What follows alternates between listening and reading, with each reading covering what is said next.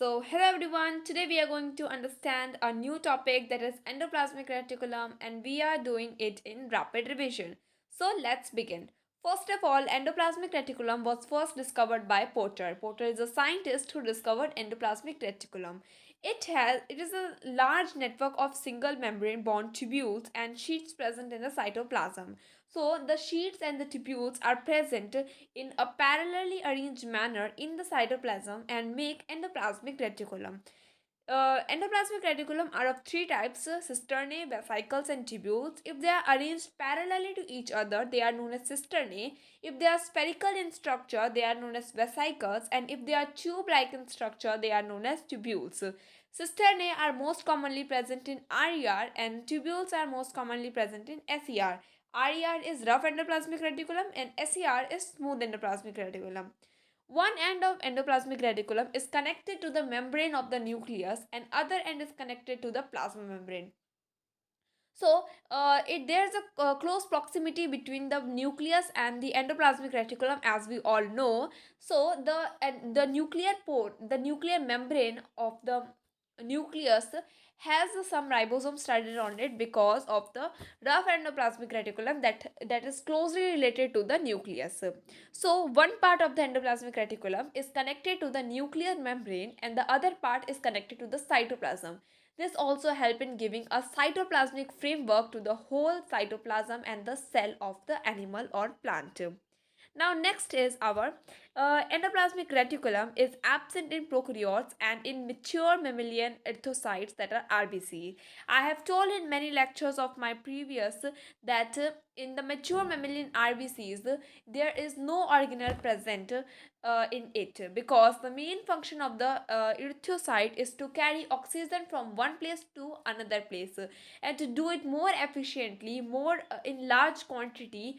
The RBC need to have more space inside it, and hence to increase the space, to increase the efficiency of the the RBC, it just removes the endoplasmic reticulum and other organelles from inside itself. The next is our prokaryote. It is absent in prokaryote because we all know that prokaryotes have only the um the ribosome in it as an organelle, and no other organelles are present in it, because they are very primitive type of organism and cell, we can say, for example bacteria and other archaebacteria. So they do not contain any endoplasmic reticulum. Now next is our types of endoplasmic reticulum. Endoplasmic reticulum is of two types. First is rough endoplasmic reticulum and second is our smooth endoplasmic reticulum. Rough endoplasmic reticulum are known as rough because they appear rough from the microscope. If we see from microscope, we will see that rough endoplasmic reticulum has a rough texture. And why is this happen? This happens because the ER with ribosome on it. The endoplasmic reticulum, which has ribosome on it, are known as rough endoplasmic reticulum. Since they have ribosome studded on their membrane, hence they looks or appears rough from the microscope, and hence their main function is to produce protein. The main function of the rough endoplasmic reticulum is to synthesize protein because they have ribosome on it, and we all know the main function of the ribosome is to make protein. Now next is, it is present in all the active cells. Yes, it is present in all active cells because all the active cells require protein for their survival. Next is, the RDR appear rough under the microscope due to the presence of ribosome on its surface, as I told. Next is, the manufacturing proteins are then sent to various places in the cell depending upon the requirement. So they are sent to the various places depending upon their requirement required in the cell. They can be sent directly to the places, or it can sent via Golgi apparatus if there is a need to change or modify the proteins, because the Golgi apparatus work is to modify, change, and package the proteins and lipids that come from endoplasmic reticulum. So it can go directly to the to the area, or if there is required for the any changes, it will go via the Golgi apparatus. The next is our SER. So SER does not contain any ribosome on its surface, and hence it looks smooth. They help in synthesis of fats or lipids, glycogen, etc. Since they do not have ribosome on its surface, they do not be able to produce the protein, and hence the function of SCR is to produce fats, lipids, and glycogen. Next is SCR appears smooth under the microscope due to the absence of ribosome on its surface, as I said. It is often peripheral. It is often peripheral to the endoplasmic reticulum. If the rough endoplasmic reticulum and smooth endoplasmic reticulum are present together in a cell, then rough endoplasmic reticulum will be near the nucleus and smooth endoplasmic reticulum will be peripheral, that is towards the cytoplasm of the cell. Next is it may develop from RDR and may be connected with the plasma membrane. So as I told you, it is connected to the plasma membrane if it is present in the cell along with our RDR.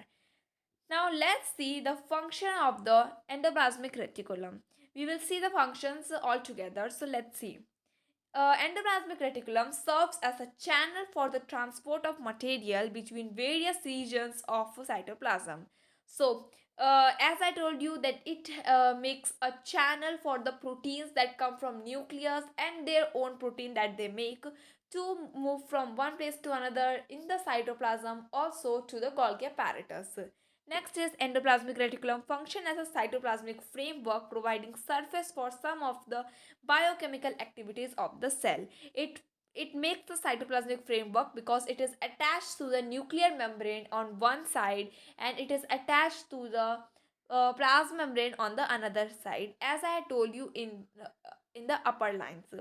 Now next is the biochemical activities. So yes, biochemical activities are those chemical activities which are required for the functioning of a body, to be a person living, to make a living organism. We need to perform some biochemical activities of the cell, and this endoplasmic reticulum provides a surface, provides a bigger surface, increase the surface area for the biochemical activities that are happens in the cell. Now next is RER is concerned with the synthesis and the transport of protein in the cell, because they have and rough because they have what protein on their surface.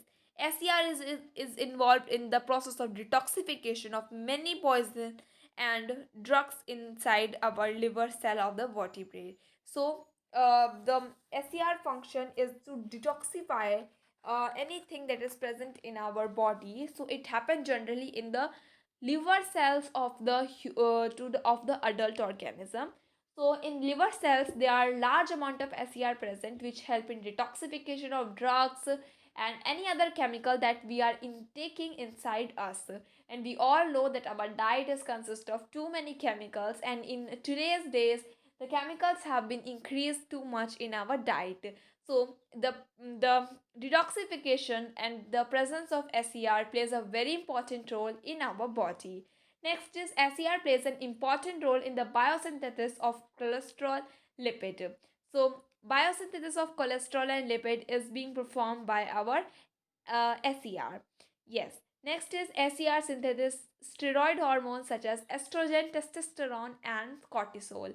So the steroid hormones are also being made in our SCR, that is estrogen, testosterone, and cortisol. The last point, that lipids from SCR helps in the membrane biogenesis. So membrane biogenesis, let's break the word membrane biogenesis. Membrane means plasma membrane and biogenesis means the formation. So we all know that plasma membrane is made up of protein and lipid. And what is the function of our endoplasmic reticulum? So rough endoplasmic reticulum performs the function to make proteins, and the function of SCR is to make the lipids. So proteins and lipids together form the plasma membrane, and hence it is called the membrane biogenesis. So it helps in the membrane biogenesis, which is a very important function of the endoplasmic reticulum, because if there is no protein, no lipid, then the membrane will not be formed, and if there is no membrane in the cell, then the cell organelles, the cytoplasm, which are together, will not be together, will not work in a proper way, and hence the cell will die. Hence you have seen when the WBC attacks, the WBC just tears the plasma membrane of the bacteria or anything. So this is very important, that plasma membrane plays a very important role, and hence the makers of the plasma membrane, that is endoplasmic reticulum, also plays an equal important role in the formation. And not only endoplasmic reticulum, all the organelles that are present are have a very important role in our in our cell.